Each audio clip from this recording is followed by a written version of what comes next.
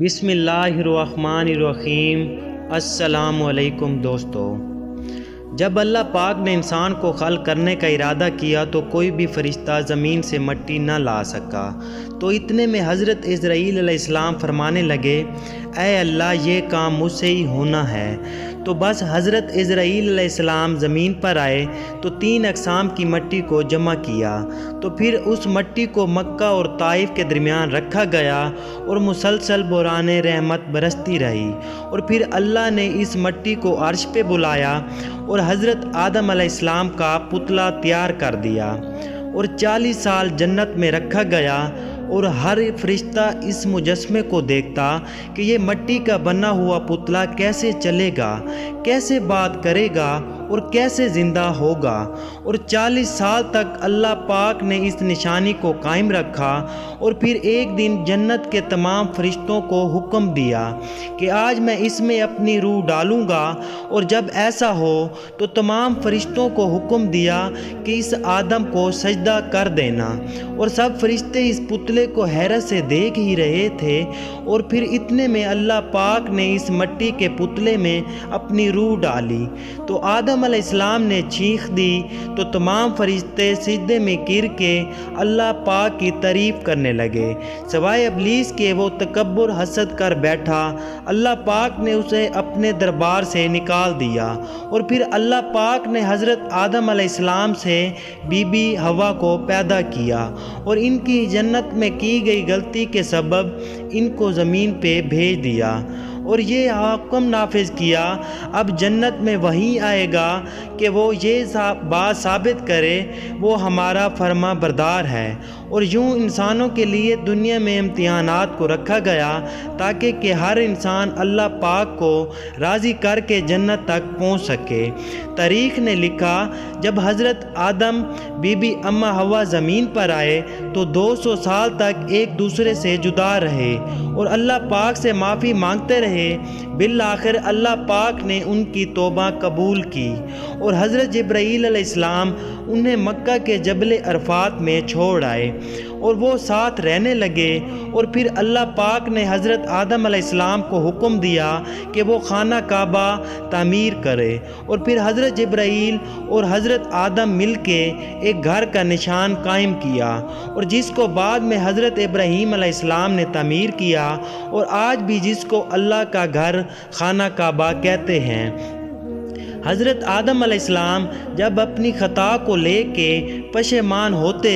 یا اللہ کی عبادت کرنا چاہتے تھے تو اس جگہ آ کے اللہ کا ذکر کر کے اللہ کو راضی کرتے تھے، اور حضرت آدم علیہ السلام نے 960 برس کی زندگی پائی، جبکہ آدم علیہ السلام کی زندگی 1000 سال کی تھی، کیونکہ جب حضرت آدم علیہ السلام جنت میں تھے تو اللہ پاک نے حضرت آدم علیہ السلام کو ان کے تمام اولاد جن کو نبوت ملنی تھی ان کی شخصیت اور ان کی عمر حضرت آدم علیہ السلام کے نزدیک واضح کر دی، اور آپ جب حضرت داؤد علیہ السلام کی عمر کو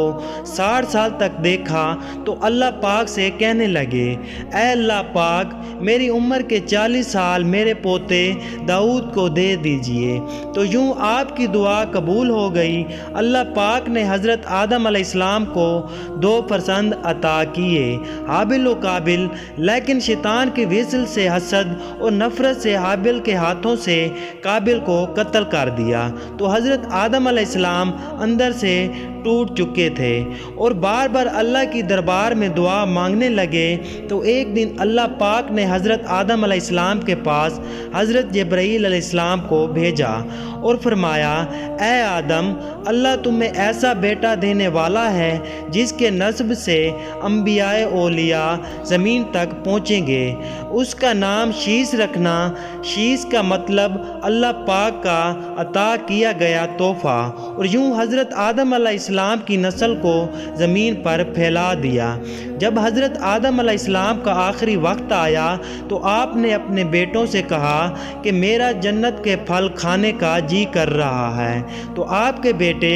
جنت کے پھل زمین پہ ڈھونڈتے رہے، تو اچانک ان کو فرشتے ملے ملے اور کہنے لگے اے بنی آدم کہاں جا رہے ہو؟ انہوں نے کہا ہم اپنے بابا آدم کے لیے جنت کے پھل ڈھونڈ رہے ہیں۔ اور انہوں نے کہا جاؤ آپ کے بابا چند دنوں کے مہمان ہیں۔ تو آپ کے فرزند دوڑتے دوڑتے آپ تک آ پہنچے تو حضرت آدم علیہ السلام بستر بیماری پر اللہ کا ذکر کر رہے ہیں۔ تو بس اتنے میں موت کا فرشتہ آ پہنچا۔ بی بی حوا نے جیسے ہی موت کا فرشتے کو دیکھا تو حضرت آدم سے لپٹ گئی، جدا نہیں کروں گی۔ اللہ کے نبی حضرت آدم علیہ السلام نے فرمایا اے حوا مجھ سے دور ہٹ جا، ایک دفعہ پہلے بھی تیری وجہ سے جنت سے نکالا گیا ہوں اور آج اللہ اور اس کے فرشتوں کے درمیان اہل نہ بن۔ تو پھر آپ ان فرشتوں سے مخاطب ہو کے کہنے لگے اے فرشتہ موت کیا بھول تو نہیں گیا؟ میں نے اللہ سے سنا تھا میری زندگی 1000 سال کی ہوگی، تو ابھی تو مجھے 960 سال ہوئے ہیں۔ تو ملک الموت کہنے لگا اے اللہ کے نبی آدم آپ نے خود ہی فرمایا تھا کہ میری عمر کے 40 سال میرے پوتے داؤد علیہ السلام کو دیے جائیں۔ تو بس آپ علیہ السلام کی روح کو قبض کیا گیا تو آپ کو غسل فرشتوں نے دیا اور جنت کی خوشبو آپ کے جسم مبارک کو لگائی گئی اور آپ کی نماز جنازہ فرشتوں نے حضرت جبرائیل علیہ السلام کے پیچھے ادا کی اور زمین کھود کر آپ کی تدفین کی گئی۔ اور تمام انسانوں کے نزدیک اللہ کا حکم نافذ ہوا کہ جب بھی کسی کا انتقال ہو تو اس کے جسم کو ایسے ہی تدفین کرنا۔ آج بھی اس فرشتوں کی سنت پر عمل کر کے اہل ایمان والے آج بھی اپنے بزرگوں کی ایسے تدفین کرتے ہیں۔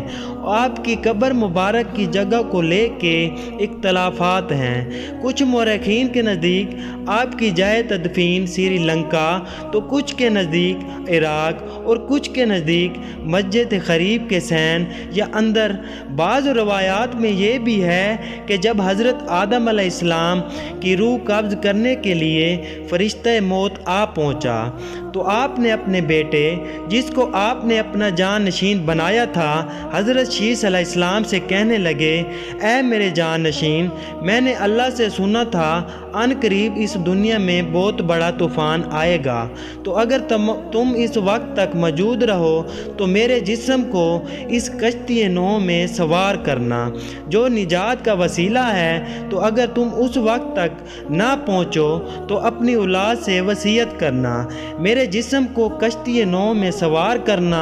تاریخ نے لکھا جب طوفان نوح آیا تو حضرت نوح علیہ السلام نے اپنی کشتی میں حضرت آدم اور بی بی حوا کو اپنی کشتی میں سوار کیا اور بیت المقدس یا عراق میں اس جگہ تدفین کیا جہاں انہوں نے اپنی قبر بنائی اور بیچ میں ایک قبر کھود کے تحریر چھوڑ دی۔ اور جب امام علیہ السلام نے شہادت پائی تو انہوں نے ایک وصیت کی میرے جنازے کو اونٹ پر رکھ کر حسن و حسین پیچھے چلتے رہنا، جہاں اونٹ رکے گا وہاں ایک چمکیلا پتھر ہوگا، اسے ہٹانا، وہاں میری قبر بنی ہوگی۔ اور جب امام حسن و حسین اس جگہ پر رکے جہاں اونٹ رکا، اس چمکیلے پتھر کو ہٹایا تو ایک طرف حضرت آدم علیہ السلام کی قبر بنی ہوئی تھی اور دوسری طرف حضرت نوح علیہ السلام کی قبر بنی ہوئی تھی، اور ایک قبر بیچ میں کھودی ہوئی تھی اور اس میں تحریر تھا کہ حضرت نوح علیہ السلام نے اپنے ہاتھوں سے وقت کے امام اور رسول اللہ صلی اللہ علیہ وآلہ وسلم کے وصی ابن علی علیہ السلام کے لیے بنائی گئی ہے، اور آج بھی اس مقدس مزارات کی زیارت کے لیے لاکھوں لوگ عراق جاتے ہیں اور اپنے ایمان کو تازہ کرتے ہیں۔